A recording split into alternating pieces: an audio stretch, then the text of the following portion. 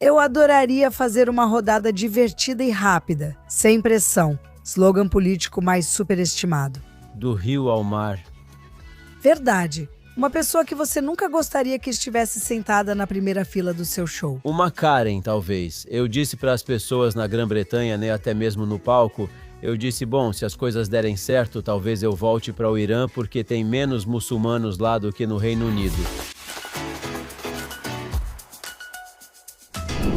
É uma honra receber nas nossas entrevistas o comediante Nicolas DeSantis, que está aqui para uma turnê de comédia com o Comedy for Kobe. Bem-vindo, Nick.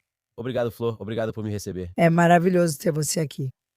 E eu queria te perguntar qual é a diferença entre desta vez e da última vez. Porque nos últimos 2 anos e meio dessa loucura que aconteceu desde 7 de outubro e os protestos que vimos no Reino Unido, você realmente se destacou como uma heroína cômica pela sanidade e contra o tipo de maníacos do lado pró-Palestina. Foi diferente para você estar aqui desta vez? Agora está diferente, pois sou reconhecido. Certo, claro. É muito lisonjeiro, pois ainda não sou um comediante tão famoso. Bem, em Israel você é. Sim, por pessoas diferentes. Fui reconhecido porque o escritório não tinha sinalização clara enquanto eu pedia informações. E eu conheci Daniel, que acabou me reconhecendo dos meus vídeos no YouTube. Pois é, tá vendo? Sim, enquanto procurava, fui ao escritório dele. Ele falou, se não achar, vá ao 5º andar. Fui e encontrei ele, o pai e um colega assistindo a um vídeo meu. Não. Eles estavam assistindo a um dos meus vídeos no YouTube, certo? Fico feliz que você tenha tido uma boa experiência se perdendo em Jerusalém. Com certeza. Então me conte, você começou sua carreira como jornalista. Correto? Agora você é uma comediante que observa o que acontece. Você poderia falar um pouco sobre essa transição? E você acha que agora as únicas pessoas que realmente podem pensar e falar livremente são as comediantes? Acho que são mesmo. E mesmo como comediante, você arrisca muito se vier do Reino Unido. Não sei o quanto você acompanhou. Você claramente tem forte ligação com o Reino Unido.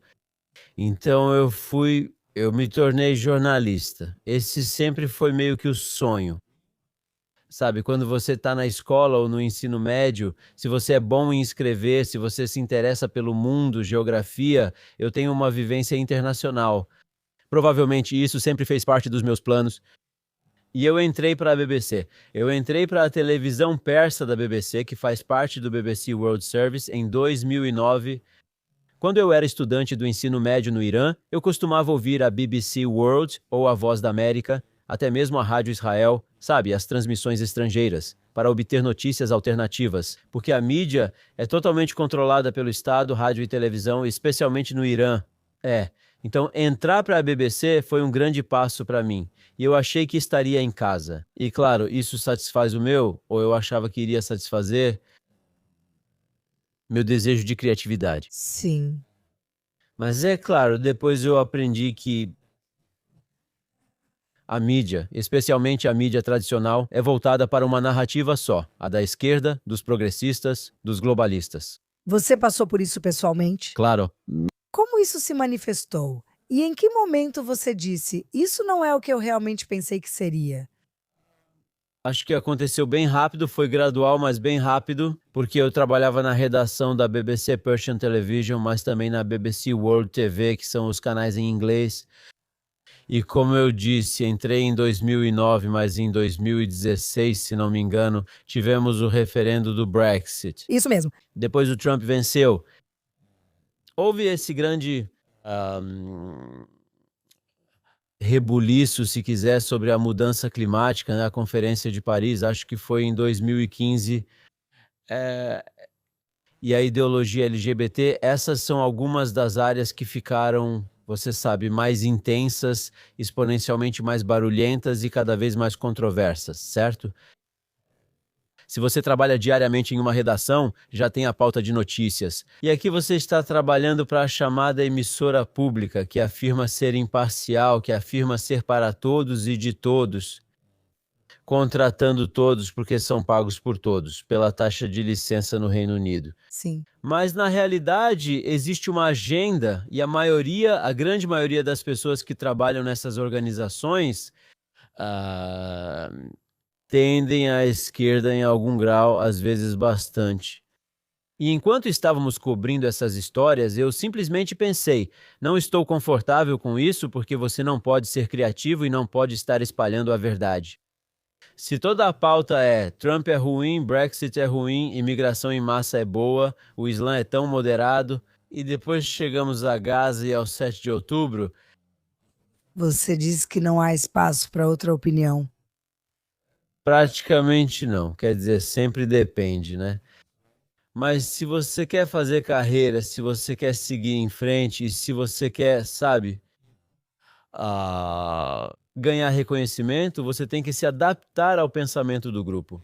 E eu continuava tendo problemas com meus chefes porque lembro que estávamos cobrindo, por exemplo, essa história sobre Trump. E eu disse, essa matéria que devemos transmitir em persa, eles fizeram em inglês. Acho que isso não é imparcial por este e este motivo. E acabei em um processo disciplinar. Ele diz, não, você está questionando a imparcialidade da BBC e dos seus colegas. E eu, ok, mas você não está respondendo aos meus pontos, sabe? Só de questionar isso já te causou problemas, o que diz muito. Quero dizer, eu também trabalhei na mídia estatal iraniana por cerca de 1 ano. Então foi irônico perceber que é praticamente a mesma coisa. A mesma coisa, mas pelo menos os iranianos são francos sobre isso, sabe? Eles não afirmam ser imparciais ou a voz da verdade ou algo assim. Então a questão de Israel e Gaza surgiu depois. Você ainda era jornalista então? Eu deixei a BBC em 2022, Certo. então isso foi pouco antes de 7 de outubro, Sim. mas a cobertura de Israel, a questão israelo-palestina, Sempre foi ruim. eu me lembro que eu tinha discussões com meus chefes. Éramos a BBC persa, certo? Eu sugeria que devíamos chamar de Jerusalém, tipo Urushalim, termo persa. E eles diziam, não. Devemos chamar de Al-Maqdas, mas nem os árabes chamam isso de Beit al-Maqdas, eles dizem Quds, quando muito. Quds. Esse negócio de Beitul Muqaddas que é muito longo e meio complicado de falar. Então, o compromisso foi, ok, vamos dizer Ur-Ushalem Hifem Beitul Muqaddas. Sabe, era uma batalha constante porque a maioria das pessoas era de um lado só. E é isso. É um círculo vicioso, pois contratam pessoas alinhadas ideologicamente. De vez em quando alguém como eu passa, mas aí enfrentam dificuldades. E eu pensei, ok, talvez eu possa expressar minha criatividade através da comédia. Porque, como você disse, parece que é o último bastião do pensamento livre e da liberdade de expressão. Se é que ainda existe. É. Você ainda tem a chamada defesa cômica. Você pode dizer que estava interpretando um papel, que estava no personagem, é só uma piada. Quer dizer, às vezes não é só uma piada. Tudo bem se for só uma piada, mas e se não for? E se houver uma ideia por trás, isso também deveria ser levado em conta. Mas eu acho que o que torna a comédia engraçada é que há verdade nela. Absolutamente. As pessoas riem porque reconhecem essa verdade. Sim. O que leva uma jornalista a deixar o jornalismo e dizer: você sempre foi engraçada? Sempre gostou de comédia? Como dizia isso a si mesma? Ok, agora vou tentar fazer stand-up comedy. Vem desse mesmo tipo de olhar observador que... Acho que talvez existam algumas habilidades transferíveis. Veja, meu humor é muito político e internacional. O que ajuda quando eu, por exemplo, sou convidado para Israel porque eu cubro o Oriente Médio e assuntos atuais. E também em Israel, todo mundo é israelense, mas também tem americanos, israelenses, britânicos, franceses e iranianos de vez em quando. Então é isso. Ajuda a ser orientado internacionalmente. Escrever, criatividade, observar, tudo isso pode ser aplicado ao jornalismo e também à comédia. Acho que acho meio engraçado quando eu estava no ensino médio. De novo, isso foi no Irã. A gente costumava ter uns jornais ou revistas escondidos onde a gente zombava ou satirizava nossos professores. Ou, sabe, as instituições, sabe? Porque a gente tinha, tipo, orações obrigatórias. Então você já gostava de ser a palhaça da turma e fazer os outros rirem, Tive uma amiga que desenhava caricaturas muito bem, né? e eu escrevia o texto e a gente tirava cópias disso. Uau, então você era uma dissidente? Escola. Sim, sim. Então acho que é isso, a confiança e as pessoas. Mesmo agora. Meus amigos estão agora no Canadá, nos Estados Unidos. Como você pode imaginar, muitos deles fazem isso. Às vezes pessoas nos grupos do WhatsApp perguntam: o que houve com Nicholas? Alguém tem cópias dos diários? Então foi assim que tudo começou. Quando me mudei para Londres, assisti muita comédia. Minha esposa, então namorada, sugeriu: por que você não tenta também? Uau! Fiz um curso. Acho que ela se arrependeu porque agora viajo e ela fica com as crianças. Foi assim que tudo começou. Uau! E então, sabe, você diz certas coisas. E o público? Você sempre teve um público já formado de pessoas que estavam simplesmente cansadas da cultura woke? E estavam procurando alguém para simplesmente dizer o que eles estavam pensando? Ou você passava por situações constrangedoras ao falar certas coisas e as pessoas reagiam? Sempre há momentos constrangedores, claro, de novo, depende do seu público e depende de onde você acaba se apresentando, que tipo de evento é, e isso também faz parte da empolgação, porque você precisa pesquisar seu público. Claro, Você quer que eles se divirtam. sim, E algumas das coisas que eu digo, ou que um comediante controverso ou político diz, às vezes são inesperadas. sim. E às vezes as pessoas gostam, mas também não se sentem confortáveis porque não estão acostumadas a ouvir essas coisas, mesmo que seja em um contexto de comédia. Então é uma dinâmica interessante. A gente sempre conversa com outros comediantes. Outro dia à noite, estávamos conversando com Avi Lieberman, que é o apresentador da turnê Comedy for Kobe que estou fazendo aqui. E eu agradeço a ele por ter me convidado. Sim, e obrigado por ter me ajudado a entrar em Israel. Às vezes, até a iluminação e a disposição das cadeiras influenciam, pois no escuro as pessoas se sentem mais seguras para rir. Podem rir sem sentir? É. Se os assentos elas são mais íntimos, porque o riso também é contagiante, aí depende se estão com um encontro ou com a esposa. Às vezes eles dizem que acharam a piada engraçada, mas não riram porque estavam com a pessoa com quem estavam saindo ou com a esposa. Pedem desculpas por isso. Meu marido foi ao seu show ontem e comentou que havia muitas piadas sobre esposas. Tudo bem, então tá aí. Ele estava lá sem mim, então devia estar livre para rir. Espero que sim. Ele realmente riu muito. Sim, ele riu. Ele riu mesmo. Mas, Nick, você acha que isso ficou pior na Inglaterra? Porque, quero dizer, olha, você tem uma situação em que pessoas estão sendo presas por causa de tweets, onde as pessoas no Reino Unido sentem que a liberdade de expressão só se aplica a um lado. Sabe, se você diz qualquer coisa contra imigrantes, você é preso, mas pode dizer: matem os judeus em um protesto no fim de semana. Você acha que isso é mais difícil no Reino Unido? Digo, sua situação está complicada para isso agora, não está? Com certeza. Sim, me fazem muito essa pergunta, especialmente depois dos shows aqui em Israel. Sim. E eu falo, alguém tem que fazer isso. Tento brincar com a situação com piadas baseadas na verdade. Digo que ainda tentam descobrir minha etnia. Porque você é iraniana. Sou iraniano, nasci na Itália, sou ítalo-iraniano e naturalizado britânico. Se tivesse aparência anglo-saxã, talvez enfrentasse mais problemas. Eu sempre brinco com isso porque, como jornalista, eu costumava assistir muitas sessões da ONU. Por exemplo, o Conselho de Direitos Humanos da ONU, e esse é o lugar onde países como a Grã-Bretanha dão lições e fazem sermões para países como o Irã sobre direitos humanos e tudo mais. E eu digo, com razão. Mas eu digo, você consegue imaginar se um iraniano fosse preso na Grã-Bretanha por liberdade de expressão, a delegação iraniana faria a festa em cima dos britânicos no Conselho de Segurança da ONU ou no de Direitos Humanos? Realmente tivemos prisões. O comediante Graham Linehan foi preso, se não me engano, no ano passado, e isso virou notícia mundial por sua importância. Sim. De novo, eu brinco e digo que talvez não tenham me prendido, porque isso realmente impulsionaria minha carreira e daria publicidade. Você nunca sabe, mas é uma situação terrível. Eles afirmam, com Keir Starmer descaradamente na frente de Donald Trump, que temos liberdade de expressão e que temos muito orgulho disso. Mas na realidade tivemos prisões, inúmeras prisões. Eles estão tentando impor leis de blasfêmia pela porta dos fundos. Sim. Sabe, eles tentam disfarçar isso como, sei lá, ordem pública ou lei de segurança pública, mas já agiram dessa forma. Agora, enquanto conversamos, há tumultos na Inglaterra devido ao assassinato horrível desse garoto branco. Aquele pobre garoto. Isso simplesmente parte meu coração. A polícia prendeu o garoto esfaqueado, não os agressores, mesmo ele sangrando. Enquanto ele sangrava até a morte. E os vídeos estão circulando. E adivinha? Temos distúrbios. E claro, ainda assim, nosso primeiro-ministro não tem nenhuma palavra de empatia de verdade por ele, assim como não teve por Southport. Então isso faz...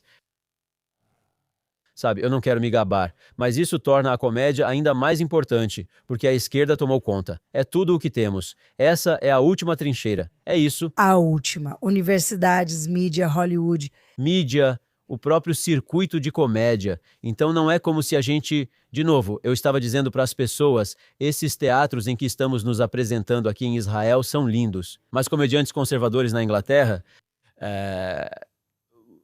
Talvez uma meia dúzia ou menos que isso, que já são tão grandes que você sabe, Em lugares maiores. insubstituíveis ou incanceláveis, né, se preferir. Mas eu estava brincando. Fazemos porões de pubs, fazemos galpões industriais abandonados, fazemos escolas, escolas particulares, casas de shows, salões comunitários, lugares que ficam fora do circuito comum, porque os clubes de comédia tradicionais ou não nos deixariam nos apresentar ou nos cancelariam facilmente assim que recebessem um e-mail ou telefonema de reclamação. Então, já tive shows na Inglaterra em que o local era secreto e os clientes recebiam um e-mail no mesmo dia, tudo isso para reduzir o risco de cancelamento. Mesmo assim, o primeiro-ministro diz que temos liberdade de expressão, o que torna a comédia ainda mais importante. E voltando à sua pergunta anterior, há pessoas que dizem, uau, isso é tão revigorante porque tudo ficou tão tediosamente parecido. Todo mundo sobe no palco e fala sobre o caixa de autoatendimento do supermercado, sobre o Tinder e sobre o Trump. E nem é isso, quero dizer, eu até topo uma piada, sabe? Um pouco de bom humor sobre o Trump, claro. As mesmas piadas de sempre, fáceis, sobre Igreja Católica e padres, sério, isso é bater pra cima? Quem já teve problema por fazer piadas sobre padres católicos, o Papa ou o Trump? Então eles se chamam, sabe, de rebeldes. E qual é o termo, comediantes subversivos? Mas eles não estão subvertendo a expectativa de ninguém. Eles só estão repetindo os mesmos argumentos do sistema. Mudança climática, diferença salarial de gênero, LGBT, Gaza, imigração é boa, conservadores são maus. Você escolhe. Então isso torna uma comédia política que diverge do mainstream e do pensamento de grupo ainda mais importante. Com certeza. Mas também você é iraniana, o que significa que você viveu, você e sua família, eu presumo, fugiram em algum momento do Irã porque você cresceu lá quando era criança. Você viu o quão tóxica a islamização ou o islamismo político pode ser. Isso afetou todos os seus amigos. Todo mundo agora está fora do país. Ainda há, você sabe, pessoas que estão sofrendo diariamente e sendo mortas todos os dias. Então acho que você acaba vendo as coisas de forma muito mais clara, de certa maneira. Você se preocupa com a islamização do Reino Unido? Acredita que seja um problema real ou ainda não é algo irreversível? Claro que me preocupo. Quero dizer, para pessoas que escaparam do Irã, isso é um déjà vu horrível, certo? Porque eles já viram isso, né? O que o falecido Shah do Irã chamava de forças reacionárias vermelhas e negras, com o negro representando os islamistas e o vermelho os comunistas. E essa aliança profana que em 1979 fez o que fez e está diante dos olhos de todos agora. E esse cenário está se repetindo. E vemos como os esquerdistas, os woke e as Karens, as mulheres brancas de classe média, ironicamente estão de mãos dadas e fascinadas pelo Islã, porque sabemos qual é o motivo, mas talvez não. Vamos deixar isso de lado. Então, para nós pensamos, espera um minuto, nós, e eu brinquei sobre isso. Disse às pessoas na Grã-Bretanha, até no palco, principalmente após as guerras do ano passado e deste ano, se tudo correr bem, talvez eu volte para o Irã, pois lá há menos muçulmanos do que no Reino Unido. Acho que é hora de agir. Não sei se estamos atrasados, mas precisamos agir, e precisamos agir de forma decisiva porque este é o nosso e o meu bom amigo, Nick Dixon. Ele disse algo como, sim, você pode ir ao Irã, mas a Inglaterra é tudo o que temos, não há outro lugar para ir. É assim que os judeus se sentem agora com tudo acontecendo. O aumento do antissemitismo no Reino Unido é chocante. Toda semana há um novo ataque e, claro, arrependimentos de Keir Starmer, mas ação de verdade ou apenas colocar judeus atrás de grades. Essas são as soluções oferecidas? E enquanto estávamos lá, estivemos viajando por Israel, ficamos baseados em Jerusalém, Tel Aviv, mas fomos a diferentes lugares. E meus amigos israelenses ou judeus estavam me contando como se houve muito mais sotaque britânico ou francês, por exemplo, em certas áreas, porque as pessoas estão se mudando. Claro. Mas isso me lembra uma citação de Golda Meir, quando perguntaram a ela qual era a arma secreta do exército israelense para ter tanto sucesso nessas guerras sucessivas. E ela disse: não temos para onde ir, não podemos voltar. E essa é a situação da maioria dos europeus ocidentais, porque eles não têm um passaporte iraniano ou, você sabe, nem todo mundo pode voltar para a Terra Prometida ou para a Argentina. A Europa é preciosa demais e precisamos defendê-la. Mas você pensaria que eles lutariam com mais força. Você pensaria que sim, não é? Trump foi uma grande inspiração. Agora vamos ver por que, infelizmente, escândalo após escândalo, este governo trabalhista e Keir Starmer não foram afetados porque eles têm uma maioria tão grande devido ao péssimo histórico dos conservadores no poder. Não porque eles fizeram um bom trabalho. Mas a questão é que eles têm uma maioria tão grande e foram atingidos por todos os escândalos. Você sabe, Southport, agora Henry Nowak, Mandelson, arquivos Epstein, antissemitismo, inflação e por aí vai. E ele ainda está lá.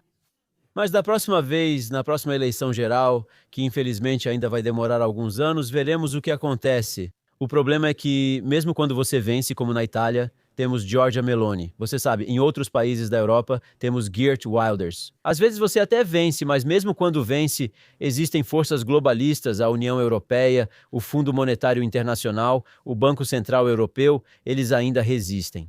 Então o trabalho não termina quando você vence uma eleição. Você precisa ser persistente, absolutamente. E você precisa fazer o trabalho de relações públicas. E talvez seja aí que a comédia entra. Quero dizer, eu faço comédia, você faz seu podcast. Todo mundo faz alguma coisa, cumpre seu papel e precisamos basicamente nos unir e defender a Europa. Eu concordo. Acho que a comédia é uma grande parte disso. Como você sabe, houve alguns comediantes israelenses que conseguiram desfazer esses terríveis equívocos sobre Israel, mas de uma forma realmente engraçada. De forma engraçada, eles viajam pelo mundo protestando contra eles. Esses são os comediantes recebendo protestos, e ao voltar, tenho certeza de que também enfrentará críticas por ter vindo. Mas, sabe, por isso eu acho que o trabalho que você faz é extremamente importante. E eu acho que, às vezes, só com a comédia você consegue dizer certas coisas. Na Itália a gente diz pílula amarga, que é uma pílula amarga. É. Então é um bom meio porque o assunto é tão indigesto, é tão sombrio, né? Com uma piada é imediato, você faz as pessoas se sentirem bem.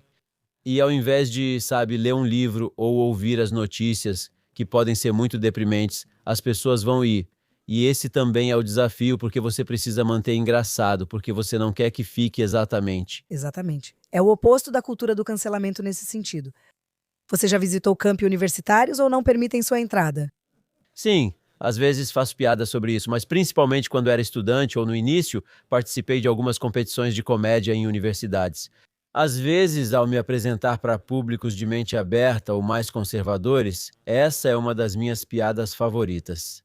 Eu digo, isso funcionou melhor na Universidade Goldsmiths de Londres, onde tive minha primeira experiência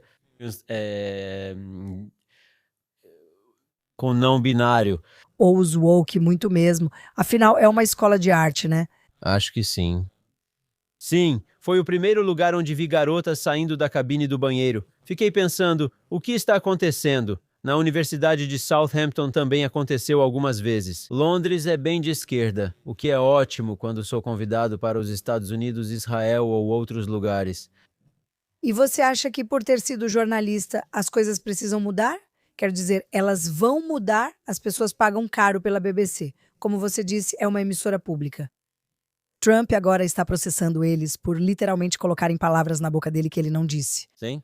E eu quero dizer, eu sempre fico pensando comigo mesma, Nick, até que ponto as coisas podem piorar antes de melhorarem. Você já pensou nisso?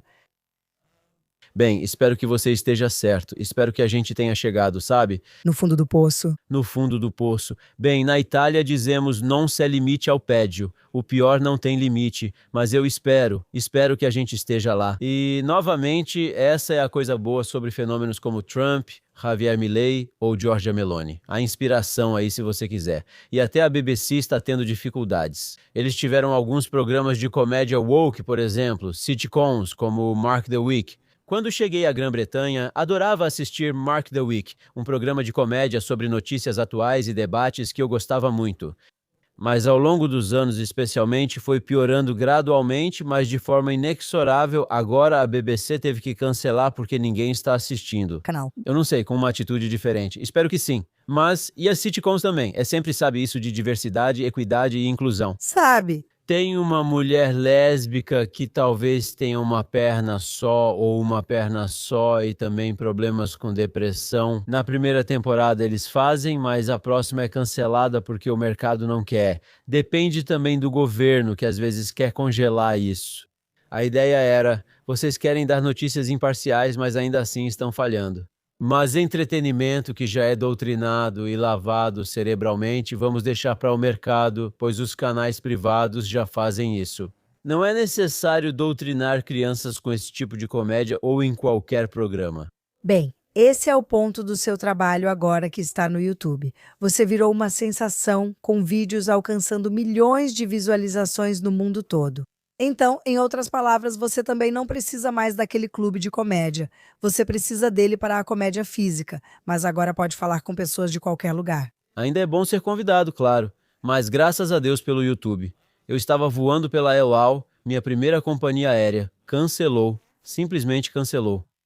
A Vi sugeriu reservar pela El Al por serem rígidos. Mas a El Al já fez tudo, Gans. Não, graças a Deus. Mas a El Al tem uma camada extra de segurança, então eu ia. Então, como foi isso? Foi bom porque eles te reconhecem. Sim, esse é o supervisor. Antes uma garota falou comigo em hebraico e eu disse que não falava hebraico. Ela respondeu: tudo bem, vá até aquela garota. E essa ficou perguntando se eu ia a um show de comédia sem saber o que era. Eu mostrei para ela o panfleto com meu rosto e tudo mais. E ela chamou o supervisor. O supervisor tinha me visto no YouTube. Brilhante. Sim, sempre foi tanto prático quanto um impulso para o ego. Fui reconhecido, então foi fácil. Então, o YouTube ou as novas mídias ajudam você a contornar esses autodeclarados autossuficientes. Sim, os guardiões do humor e da comédia, porque se não tivéssemos YouTube ou Instagram, São só 30 pessoas no clube durante seu show. E é isso, sim. e você nem conseguiria fazer isso porque tem um promotor que provavelmente é progressista ou talvez seja muito, sabe, cauteloso em deixar qualquer um dizer algo que possa, sabe, incomodar esse público de Londres. E o mesmo vale para os produtores de TV. Mas agora temos comediantes muito mais, sabe, bem-sucedidos do que eu que, graças ao YouTube, constroem um público para si mesmos e depois começam a fazer turnês. Então eles não precisam desses guardiões da verdade ou do humor. Então, quero dizer, acho que a democratização da mídia com as novas mídias foi boa e ruim. Foi bom porque pessoas como você podem sair desse tipo de domínio das elites progressistas. Mas, por outro lado, isso só isola as pessoas. Parte do motivo de todos odiarem Israel e sermos vistos como o pior inimigo é que as redes sociais foram dominadas por atores insidiosos que só querem deslegitimar Israel. Então, condições mais equilibradas. É um pouco. Então, eu estou fazendo essa história com dois comediantes na casa dos 50 ou 60 anos, e eles não são muito ligados em redes sociais. E eles não precisam ser porque construíram sua carreira e ficaram famosos na era anterior, e mérito deles por isso. O ponto negativo, e eu concordo, é que às vezes a comediante é apenas uma garota muito bonita, sabe? Ela é uma modelo, criadora de conteúdo, influenciadora e comediante ao mesmo tempo. Ela tem milhões de seguidores e lota qualquer clube onde se apresenta, o que é um pouco irritante. Mas tudo bem, ela faz o que quer e eu também. E nós dois conseguimos nos apresentar. Acho que no geral isso é algo bom. Mas os pró-Israel, pró-Ocidente, pró-vida, seja lá quem for, precisam ser um pouco mais ativos e mais espertos com a mídia. Concordo totalmente com você. Ok, Nick, antes de terminarmos, eu adoraria fazer uma rodada rápida e divertida. Beleza. Ok, porque você pode fazer isso com comediantes. Caso contrário, sem pressão. Sei que estamos gravando. Tudo bem. O slogan político mais superestimado. O mais superestimado. Do rio ao mar. É verdade. Sim. Muito verdade. A maioria das pessoas já viu esses vídeos em que perguntam que rio é esse, parece bom, mas elas não sabem. Eles não sabem. O endereço rima, a virtude mais subestimada. A mais subestimada, bem, nos dias de hoje falamos de Instagram, redes sociais, talvez humildade. Sim, com certeza. Humildade é uma boa. Uma figura histórica que você adoraria entrevistar?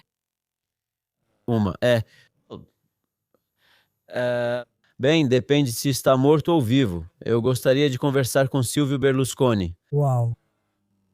Ele era uma figura. Ele era uma figura, que é uma forma diplomática de descrevê-lo. Ele tinha seus, sabe, ninguém é perfeito, mas eu o admirava. E eu, quando ele surgiu, era um jovem estudante na universidade e em um reduto de esquerda. Sim. Fui a uma reunião dele e gostaria de entrevistá-lo. Vivo, talvez eu gostaria de entrevistar o Bibi, o Trump ou o Geert Wilders. Essa é boa. Talvez tentemos organizar isso da próxima vez. Ok, uma pessoa que você nunca gostaria de ver na primeira fila do seu show. Uma Karen, talvez. Você já passou por essas situações? Sim. Você já teve pessoas saindo, gritando ou te interrompendo? Eu já tive, não bem, pessoas saindo. Sim, pessoas saindo, gritando, vaiando. Já tive todos esses. Com o tempo, você fica mais forte e aprende a lidar com isso. Mas, de novo, graças ao algoritmo e conforme vou ficando mais famoso, se você quiser chamar assim, embora talvez ainda não estejamos nesse ponto, as pessoas que vêm me assistir geralmente já me conhecem. Mas só ontem à noite, em Jerusalém, uma senhora me disse: eu não quero revelar a piada nem nada, mas eu comparei, e essa piada acabou ficando meio ousada. Eu sei qual é. O reconhecimento do Estado da Palestina. Com trans, certo? Reconhecer a Palestina como Estado é como reconhecer uma trans como mulher. Explico o motivo, mas podem ver no YouTube. Muito engraçado. Obrigado. Então essa moça veio e disse: ok, eu gostei do show, mas aquela parte não foi boa porque, sabe, foi desrespeitosa com as pessoas trans. Ou, aliás, Minhas amigas trans ririam disso. Exatamente. porque eles, quando zoam italianos ou alemães, a gente zoa a gente mesmo o tempo todo. Então qual é o problema? Às vezes as pessoas são respeitosas, mas outras tentam descobrir seu endereço ou quem te emprega e te fazem ser demitido. Existem diferentes níveis de reação. Com certeza. E por fim, se você pudesse obrigar todo político a assistir a um especial de comédia, qual seria? Um especial de comédia, e não é o meu, quer dizer, eu ainda não tenho um especial de comédia. Você vai conseguir um. Eu diria que é o meu comediante favorito, e às vezes é um grande elogio quando as pessoas no YouTube me comparam com ele. Ele era Norm Macdonald, que faleceu há alguns anos, canadense, mas morava nos Estados Unidos. Não era muito político, muito inteligente, mas humilde. Fingia ser bobo, mas na verdade era esperto, e também era um cristão conservador. Então eu realmente sinto falta dele e recomendaria a todos verem o trabalho dele. Bem, essa é uma recomendação maravilhosa. Nick, muito obrigada por vir a Israel, por nos fazer rir. Nós precisamos disso. E obrigada por continuar fazendo as pessoas sensatas deste mundo rirem. Obrigado por me receber. Obrigado por me ajudar a superar a burocracia. Sempre que precisar, vamos te ajudar a entrar. O mesmo. Sempre que quiser, estarei feliz aqui em Israel com você. Obrigada, Nicolas de Santos.